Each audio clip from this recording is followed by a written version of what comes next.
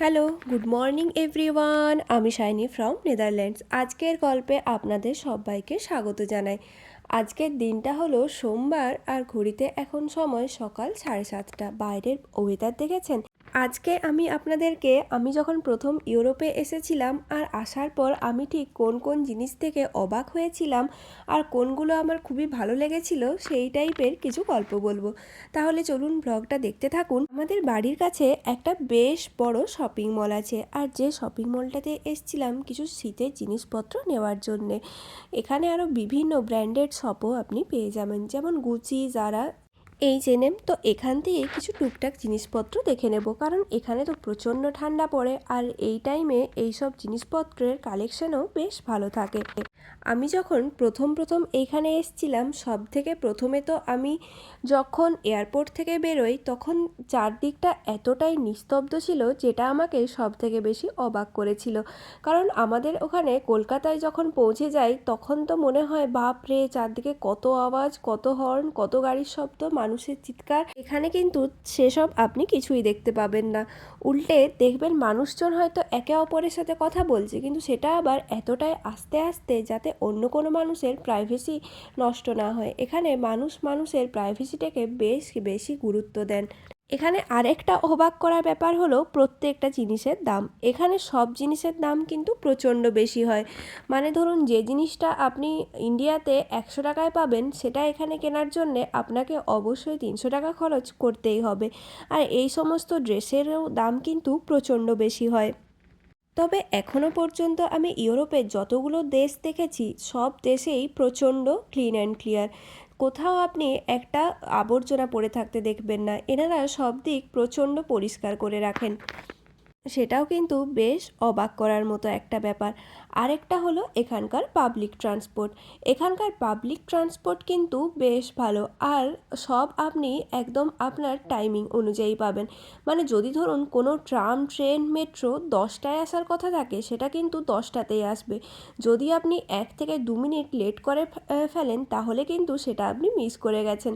এখানকার বাচ্চারা এবং যারা একদম বয়স্ক মানে সিনিয়র সিটিজেনশিপ, তারা হুইল চেয়ার এবং বাচ্চাদের জন্যে স্ট্রলার ব্যবহার করে। আর এই স্ট্রলার বা হুইল চেয়ার ইউজ করে কিন্তু বিভিন্ন ট্রাম, ট্রেন, মেট্রোতে উঠতে পারেন। ভাবতে পারছেন কখনো যে একটা বাসে একজন হুইল চেয়ার নিয়ে উঠে যাচ্ছে?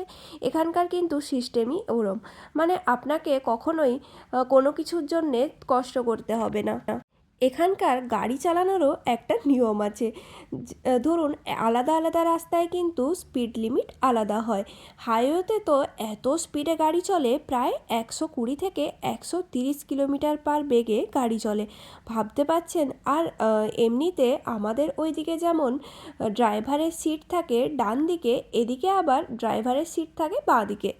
আমরা যদি কোনো রেস্টুরেন্টে খেতে যাই, সেখানে আবার বেশিরভাগ জায়গাতে কিন্তু অপশন থাকে যে আপনি যে জায়গাটাতে খাচ্ছেন সেটা পরিষ্কার করার দায়িত্ব কিন্তু আপনার থাকে। এরম কথা তো আমি কখনো শুনিনি। শপিং মল থেকে বাড়ি ফেরার সময়ই এই বিকেলের স্ন্যাক্সের জন্যও কিছু খাবার দাবার নিয়ে এসেছি। এগুলো ঢালতে ঢালতে বাকি গল্পটা বলতে থাকি। এখানকার মানুষজন কিন্তু বেশ ওপেন মাইন্ডেড হয়। মানে ধরুন, রাস্তায় যদি আপনার কখনো কারোর সাথে দেখা হলো, সে কিন্তু আপনার সাথে বেশ হেসে হেসে কথা বলবে। মানে ধরুন, সকালে দেখা হলে good morning, how are you, এই টাইপের কোশ্চেন তো আপনি পেয়ে যাবেন। আর এদিকে দেখুন, আমি নিয়েছিলাম লুম্পিয়া, যার মধ্যে ছিল চিংড়ি মাছ। 3 রকমের স্ন্যাক্স একসাথে দিয়ে দিয়েছে। 2টো চিকেন উইংস আর 2টো ছিল ভেটকি ফ্রাই। এই সুন্দর চাটনিটাও দিয়েছিল, যার সাথে এই স্ন্যাক্স আইটেমগুলো খেতে খুবই ভালো লাগছিল। এখানে তো ঠান্ডা প্রচণ্ড পড়ে, যার জন্যে ঘরগুলো তৈরি হয় কাঠ দিয়ে।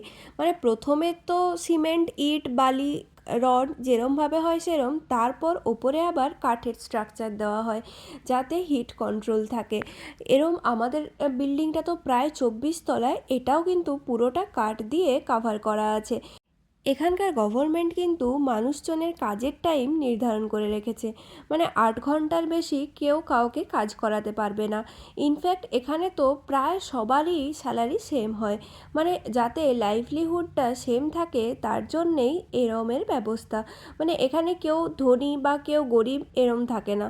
সবাই একটা মিনিমাম অ্যামাউন্ট রোজগার করে, যেটাতে তাদের জীবন খুব ভালোভাবে চলে যাবে। এখানে একটা ডাক্তার বা ইঞ্জিনিয়ারের স্যালারি যেরম হয়, সেরম যদি কেউ দোকানে থাকে বা এমনি ধরুন কোনো একটা কাজ করে, তারও স্যালারি ঠিক সেরমই। স্ন্যাক্স খাওয়া তো হয়ে গেল, এরপর আবার রাতের রান্নাও করতে হবে। আজকে ভাবলাম একটা নতুন মেনু বানাবো, যেটা হলো বেগুন দিয়ে। বেগুনের সাথে দই দিয়েই বানাবো, খুব একটা বেশি খাটনির না। তবে প্রথমে বেগুনগুলোকে ভেজে নিই চলুন। এখানকার মানুষদের মধ্যে আমি একটা প্রবণতা দেখেছি যে এনারা ভবিষ্যৎ নিয়ে খুব একটা বেশি ভাবেন না। কারণ এখানে ট্যাক্স এত বেশি তারা পে করে যে তাদের ভবিষ্যতের বা রিটায়ারমেন্টের পরে সব দায়িত্ব সরকারের থাকে। আর সরকারও তাদেরকে খুব ভালোভাবে সাপোর্ট দিয়ে থাকেন, যার জন্যে তারা যতটা রোজগার করে প্রায় ততটাই খরচ করে দেন। আর যেটা খুবই নর্মাল, ধরুন আপনি যদি রিটায়ারের পর প্রত্যেক মাসে মাসে 5-10 লাখ করে টাকা পান, তাহলে আপনি কেনই বা জোগাতে যাবেন। আরেকটা তো সব থেকে বড় দুঃখের ব্যাপার হলো, এখানে আপনি কোথাও কোনো স্ট্রিট ফুড পাবেন না। আমাদের ওখানে যেমন রাস্তায় বেরোলেই আপনি chowmein, egg roll, phuchka, chicken pakora, chilli chicken, কত রকমের খাবার পেয়ে যাবেন। এখানে আবার তার কোনো অপশন নেই। যদি খেতে হয় তাহলে তো হয় কোনো ইন্ডিয়ান দোকানে যেতে হবে, না হলে এমনিতে হয়তো কিছুটা দূর ছাড়া ছাড়া বার্গার বা পিৎজার দোকান পেয়ে যেতে পারেন। এখানকার মানুষজন কিন্তু টাইমিং নিয়ে বেশ সচেতন। মানে আমার একবার যখন প্রথম এখানে এসেছি, অ্যাপয়েন্টমেন্ট ছিল, ঠিক আছে, মোটামুটি ধরুন 10টার দিকে অ্যাপয়েন্টমেন্ট আছে, আমি যেতে 5 থেকে 10 মিনিট মতো লেট করেছিলাম। তার জন্যে সেদিন আমাকে আর অ্যাপয়েন্টমেন্টের যে কাজ সেটা তো হলোই না, উল্টে আবার পরে অ্যাপয়েন্টমেন্ট নিয়ে যেতে হয়েছিল। তার জন্যে আমরা টাইমের ব্যাপারে খুব বেশি পাংচুয়াল থাকি। মানে 10টায় অ্যাপয়েন্টমেন্ট আছে মানে আমরা মোটামুটি 9:30 থেকে যেয়ে হাজির।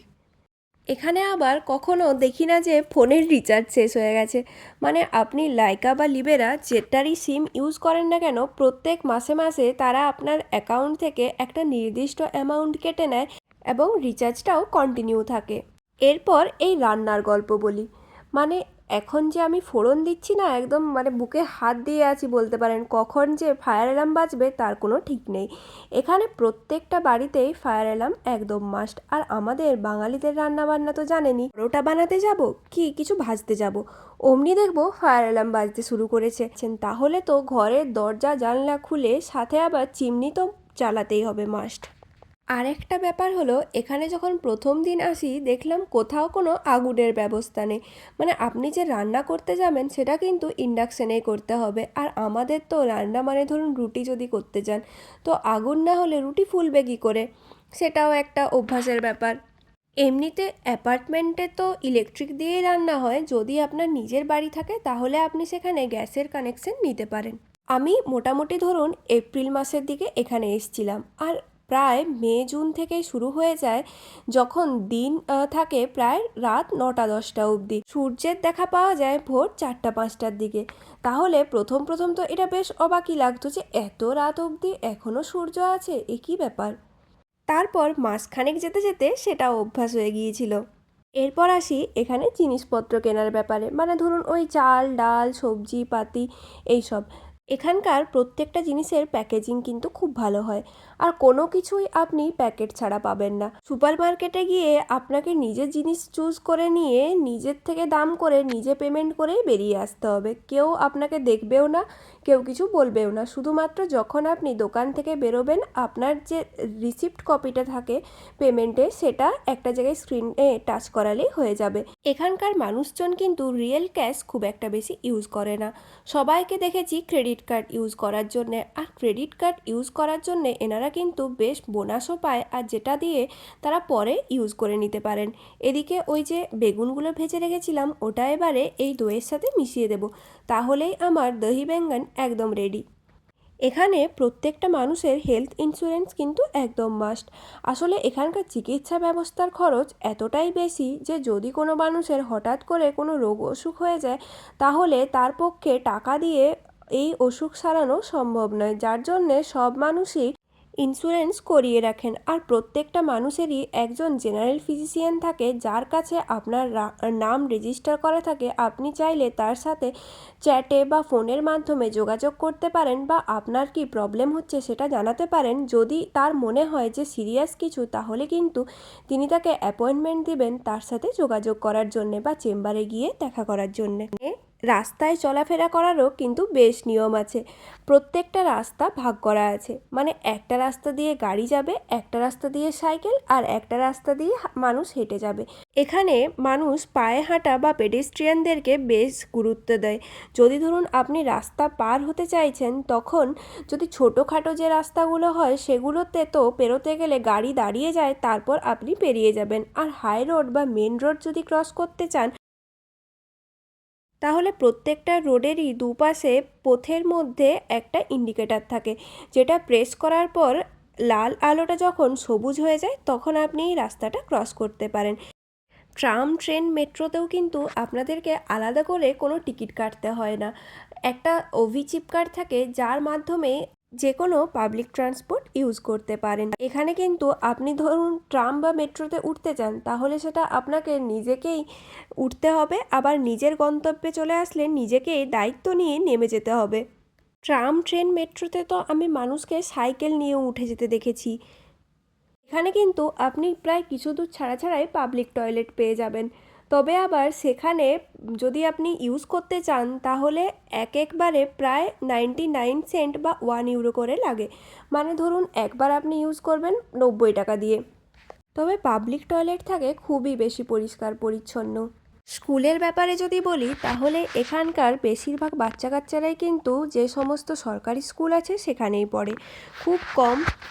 খুব উচ্চবিত্ত পরিবারের বাচ্চারা ছাড়া ইন্টারন্যাশনাল স্কুলে পড়তে যায় না।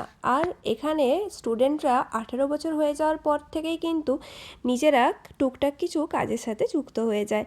তাহলে চলুন এই সব কিছুর সাথে আমার এই ভিডিওটা এখানেই শেষ করছি। যদি ভিডিও ভালো লাগে লাইক করবেন, কমেন্ট করবেন।